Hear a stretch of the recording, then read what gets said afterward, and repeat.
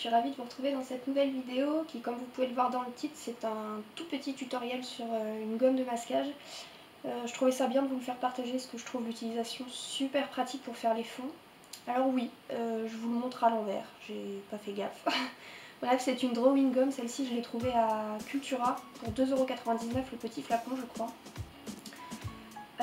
Donc qu'est-ce que c'est en fait? C'est une gomme qui est liquide et qui vous permet d'appliquer sur votre dessin et ça vous permet de faire un fond autour en fait sans déborder en fait sur le dessin. C'est juste une question de simplicité en fait tout simplement.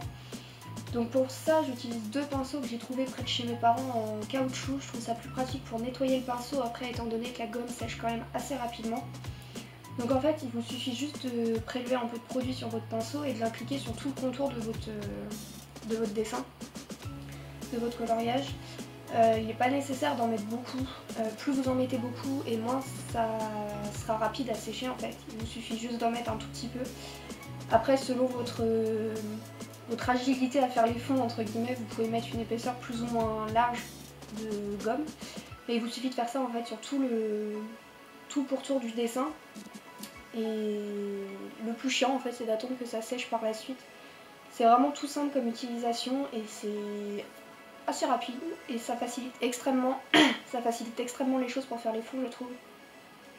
Donc après avoir appliqué le produit, je vous conseille de nettoyer vos pinceaux assez rapidement parce que comme vous pouvez le voir, le produit sèche extrêmement vite sur les pinceaux, c'est pour ça que je préfère le pinceau en caoutchouc. Les pinceaux à poil c'est impossible à nettoyer je trouve.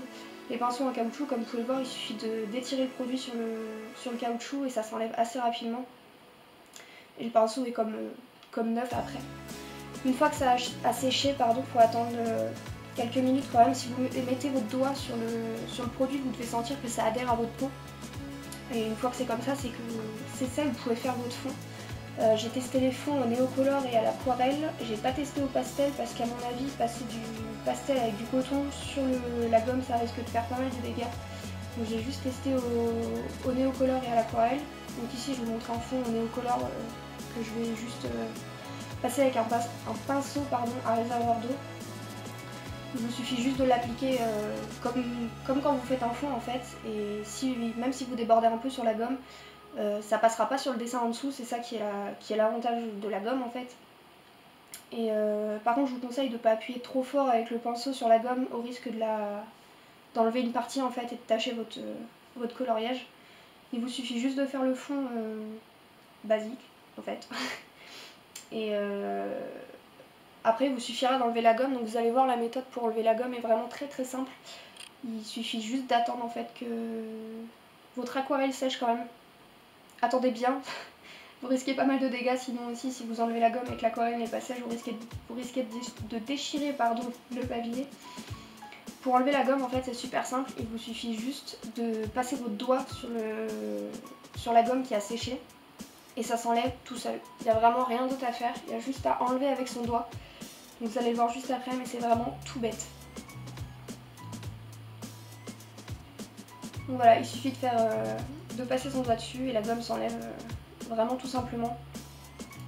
Comme vous pouvez le voir, c'est une matière qui est très élastique, mais il n'y a aucun souci. Après, si vous appliquez la gomme, je ne sais pas si vous verrez, mais il y a quelques petites traces blanches. Si vous appliquez la gomme en fait mal au départ, entre guillemets, ça va déborder sur la partie qui était censée être le fond et ça va laisser quelques taches blanches. Mais bon, si vous regardez le dessin de pas trop près, ça se voit pas quoi.